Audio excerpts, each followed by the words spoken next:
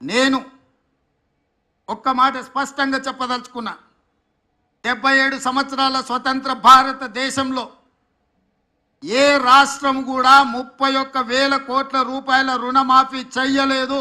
ఈరోజు తెలంగాణ రాష్ట్రం మా ప్రభుత్వం చేసింది. ఇది దేశ చరిత్రలోనే రికార్డ్. ఈ రికార్డ్ రైతుల కోసమే చేసినాము, రైతులను ఆదుకోవాలన్న ఆలోచనతో చేసినాము. ఇవాళ మేము రుణమాఫీ చేసినామంటే ఎన్నికలు లేవు, మేము ఓట్లు అడగడం లేదు. ఎన్నికలు ఉన్నప్పుడో ఓట్లు అడిగినప్పుడో రాజకీయ పార్టీలు ఇట్లాంటి నిర్ణయాలు చేస్తాయి తప్ప రాజకీయ ప్రయోజనం లేకుండా రైతు ప్రయోజనం కోసం ఎప్పుడు జరగలే.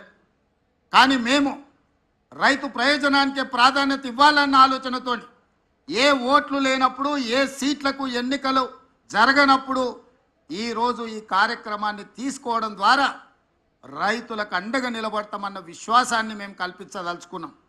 బ్యాంకర్స్ కూడా ఒక మాట, కార్పొరేట్ కంపెనీలు అప్పులు చేస్తే మొండి బకాయిలుగా మారితే చెల్లిస్తాం, వన్ టైం సెటిల్మెంట్ చేయండి అని అప్పు 10 లక్షలు ఉంటే దాన్ని 3 లక్షలకే తగ్గించుకొని కుదించుకొని అప్పులు చెల్లిస్తుంటారు. కానీ ఇవాళ రైతుల ఆత్మగౌరవం దెబ్బ తినకూడదు అని చెప్పి మా బట్టి విక్రమార్క గారు మేము ఆలోచన చేసి మేము వన్ టైం సెటిల్మెంట్ అడగలే, ఫుల్ టైం సెటిల్మెంట్ చేసినాం. మీకున్న మొత్తం ఒక్క పైసా తగ్గకుండా మీ ఖాతాలు వేసినాం.